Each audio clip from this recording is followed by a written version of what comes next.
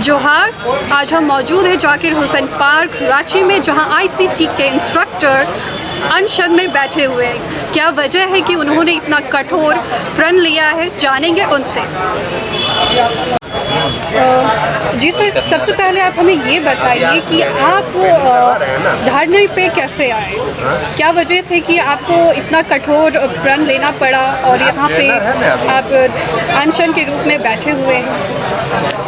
जी, मैं आपको बता देना चाहता हूँ कि इसके पहले भी हम लोग 5 तारीख से लेकर 8 तारीख तक धरने पे थे और हम लोगों ने 8 तारीख को जेईपीसी घेराव का कार्यक्रम किया था, जिसमें जेईपीसी की पहल पे हमारी वार्ता हुई थी और उन्होंने कहा था, लिखित आश्वासन हमें मिला था कि आपकी जो मांगे हैं, सम्मानजनक वेतन, कंपनी को हटा करके समायोजन और महिलाओं को मातृत्व अवकाश और विशेष अवकाश जैसी जो भी मांगे हैं आपकी 20 अगस्त तक इसको सुनिश्चित कर लिया जाए। और साथ ही साथ हमें ये आश्वासन भी मिला था कि इस आंदोलन या धरना में जितने भी लोग हैं उन पर कोई भी अनुशासनिक कार्रवाई नहीं की जाए। लेकिन इसके विपरीत 20 तारीख बीत जाने के बाद ना ही इस पर कोई हमारी मांगों पे कोई सुनिश्चित किया गई कार्रवाई और ना ही उस पर कोई अग्रसर कोई भी सूचना हमको दी गई। इसके साथ ही साथ हमारे 2 साथियों को जो उस जेईपीसी प्रोटेस्ट में थे उनको कंपनी टर्मिनेट कर देती है। ये मतलब क्योंकि वो यहाँ पे आए हुए थे इसलिए उनकी टर्मिनेशन लेटर में क्लियर लिखा हुआ है कि आपने जेईपीसी प्रोटेस्ट में पार्टिसिपेट किया था, इसलिए आपको टर्मिनेट किया। और एक साथी जो तन्मय कुमार को टर्मिनेट किया जाता है, उनके एक मेल में सीधा लिखा होता है, आपने मिसबिहेव किया है हमारी पदाधिकारियों के साथ। और मैं आपको बता दूँ मिसबिहेव की कहानी 2 मिनट में। ये मिसबिहेव इसलिए करती है क्योंकि इनके स्कूल का जो सेक्रेट कोड होता है, जिसे हम लोग यूडाइज कोड बोलते हैं, और पासवर्ड जो खोलने का अधिकार केवल एक आईसीटी इंस्ट्रक्टर को है और स्कूल के जो प्रभारी होते हैं केवल वही खोल सकते हैं। चूँकि हम लोग आंदोलन में थे, वहाँ की कक्षाएँ ठप थी, डिस्ट्रिक्ट कोऑर्डिनेटर, कंपनी के डिस्ट्रिक्ट कोऑर्डिनेटर ने उस सेक्रेट आईडी पासवर्ड को खोल कर संचालित कक्षा की फ़ोटो दूसरे ज़िले की अपलोड कर देते हैं। ये तो चूँकि गोड्डा का स्कूल था तन्मय जी का, और जो अपलोड हुआ वो किसी दूसरे ज़िले का फ़ोटो अपलोड करके ये दिखाने की कोशिश की गई कि गोड्डा में क्लासेस संचालित हो गई। तो आप सोचिए कितना बड़ा जो है गलती डिस्ट्रिक्ट कोऑर्डिनेटर ने की और उस पर कार्रवाई नहीं करते हुए कंपनी हमारे तन्मय जी को टर्मिनेट कर देती है, क्योंकि इसने पूछा था कि सर आपने मेरे स्कूल का आईडी पासवर्ड खोल कर दूसरे किसी ज़िले का फ़ोटो अपलोड कर दिया, कहाँ तक उचित है। तो इसके एवज में इन्हें टर्मिनेट कर दिया।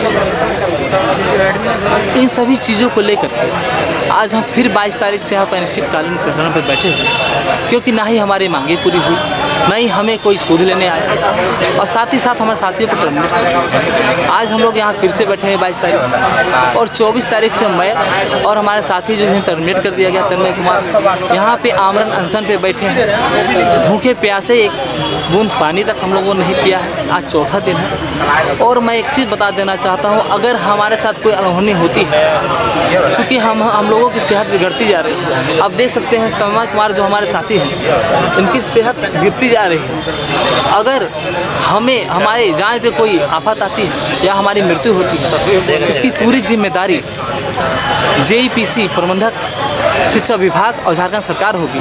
साथ ही साथ वो संबंधित कंपनियां जिम्मेदार होंगी जो आईसीटी प्रणाली को चला रही हैं, जो हमेशा शोषण करते हैं। जी सर, क्या आप हमें बताएंगे कि आपकी मांगे क्या है। जी, हमारी बस ऐसी जो हमारी मांगे, कोई बड़ी मांगे नहीं है। हम बस यही मांग कर रहे थे, चूँकि हमें 8000 वेतन मिलता है। इस महंगाई में सोचिए 6000 में क्या होता है। हमारी मांग बस ये थी कि हमें एक सम्मानजनक वेतन दिया, वो समान वेतन जिससे हमारा घर परिवार चल सके। दूसरी मांगे ये थी, जो बार बार एक कंपनी बीच में रह कर के किसी के इंस्ट्रक्टर को लेती है, किसी को हटा देती है, समुचित तरीके से आईसीटी प्रणाली नहीं चल रही है, इन्हें हटा करके हमें हमारा समायोजन करें, जिससे आईसीटी प्रणाली ठीक से चल सके और हमारा भविष्य सुरक्षित हो सके। और तीसरी मुख्य जो मांगे थी वो ये थी कि जो महिलाओं को एक विशेष अवकाश मिलना चाहिए, मातृत्व अवकाश मिलना चाहिए, जो उनका अधिकार है वो उन्हें दी जाए। वैसे मुख्य मांगे तो 3 ही थी, इसमें मुझे नहीं लगता कोई बड़ी मांग थी।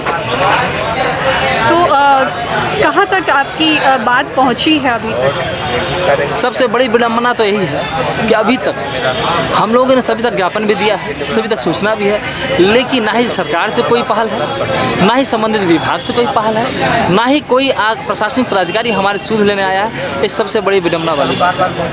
जी, तो सर आपका आज मतलब कांग्रेस आवास में भी आप लोग गए थे, तो जी वहाँ से क्या प्रक्रिया? जी, चूँकि हम लोग तो नहीं गए थे, आमरण अनशन पे हैं, हमारे साथी गए थे। वहाँ पे 5 लोगों को बुलाया गया टीम और ये वार्ता हुई। वार्ता में बस वही हमें आश्वासन की पोटली मिली, बस एक समझिए कि एक पिटारा मिला ये कि जाइए ठीक है हम कर देंगे, हमारे पास इतना वक्त नहीं है कि अब आप समायोजन कर दें, अब हमारे चुनाव आने वाला है, देखते हैं क्या हो सकता है, ये आश्वासन मिला। चूँकि वहाँ के प्रदेश सदस्य वहाँ नहीं थे, ठीक है, एक कोई कार्यालय प्रभारी थे और कुछ कांग्रेस के नेता थे, उन्होंने हमें आश्वासन दिया और आश्वासन देके भेज दिया। और मुझे लगता है कि केवल आश्वासन की पोटली आश्वासन में ही रह जाएगी, इस पर कोई कार्रवाई नहीं होगी। तो जैसे कि आपके साथी की तबीयत बहुत नाजुक होते जा रही है, तो क्या लगता है कि ये कितने लंबे तक चल सकता है? देखिए, मेरी भी सेहत ठीक नहीं लग रही है और हमारे साथी की सेहत मुझसे ज़्यादा बेहद ख़राब होती जा रही है। और जल्द अगर हमारी मांगों को नहीं सुना गया, हमारी बातों को नहीं सुना गया, तो हम ऐसे ही यहाँ पड़े रहेंगे। अगर हमारी मृत्यु भी हो जाती है तो हम पीछे हटने वाले इस बार नहीं हैं। या तो इस बार हमारी मांगें पूरी होगी या भी हमारी मृत्यु हो, दोनों में से एक चीज़ इस बार तय है। हमने दृढ़ संकल्प किया है। क्या विपक्ष आपकी आवाज़ उठा रही है? जी, विपक्ष के भी कई नेताओं को हम लोगों ने ज्ञापन दिया। पिछले बार चूँकि JVKSS के जो नेता भी आए थे हमारे JPC प्रोटेस्ट में, इस बार भी उन लोगों ने आश्वासन दिया और BJP भी कुछ जो है वो भी आश्वासन दिए हैं, लेकिन अभी तक कोई पहुँचे नहीं है। मुझे समझ में नहीं आता है कि झारखंड में चल क्या रहा है। सत्ता में जो है तो अपना सत्ता के सुख में मस्त है, लेकिन जो विपक्ष है वो उस सत्ता को गिराने में लगे हैं। बस सत्ता पक्ष अपनी कुर्सी बचाने में, वो विपक्ष पक्ष कुर्सी को गिराने में लगे हैं। मुझे नहीं लगता किसी पार्टी और किसी जो भी है राजनीतिक संगठन को किसी जनता को चिंता है, और यहाँ पे जो मर रहे हैं उन लोगों की चिंता है। जी सर, आपका परिचय? जी, मैं विश्व नारायण, मेरा नाम हुआ, मैं धनबाद जिले से। जी, आपका बहुत बहुत शुक्रिया।